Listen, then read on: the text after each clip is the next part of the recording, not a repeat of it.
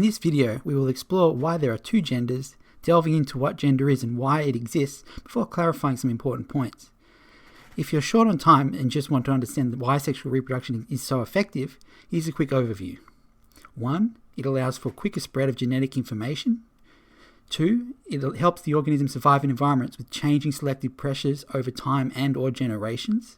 3. It allows individuals to specialize in survival and reproductive roles, optimizing resource allocation, and it also ensures the retention of adaptive good genes across generations.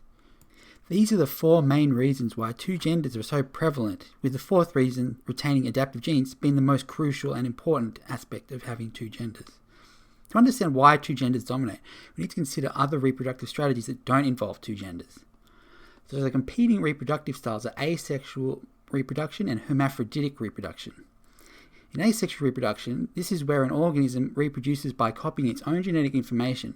It's common in small organisms like bacteria, allowing for high reproduction rates. In the hermaphroditic reproduction, organisms possess both male and female reproductive organs. By comparing these strategies with sexual reproduction, we can understand why two genders are prevalent in most of the animal kingdom.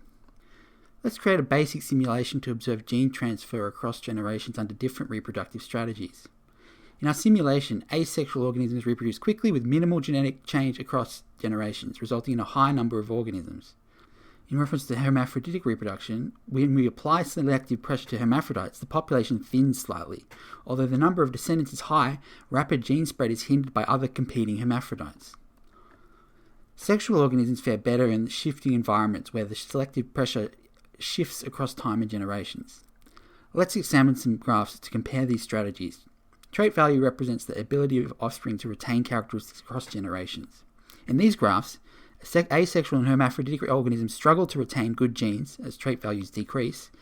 This is critical when facing shifts in selective pressure, as it enables the spread and retention of adaptive genes that enhance genetic health.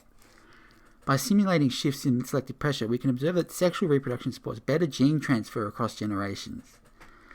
This is the primary reasons for the existence of two genders. It allows good genes to survive across generations, facilitating cumulative adaptations. Asexual and hermaphroditic reproduction allow for faster genetic mutations, beneficial in highly chaotic environments with high selective pressure. In such environments, rapid reproduction is crucial for survival, as 100% of the population can reproduce, unlike in sexual reproduction where only half can. Sexual reproduction exists to retain good genes across generations, better adapt to shifts in selective pressure, and enhances sexual dimorphism.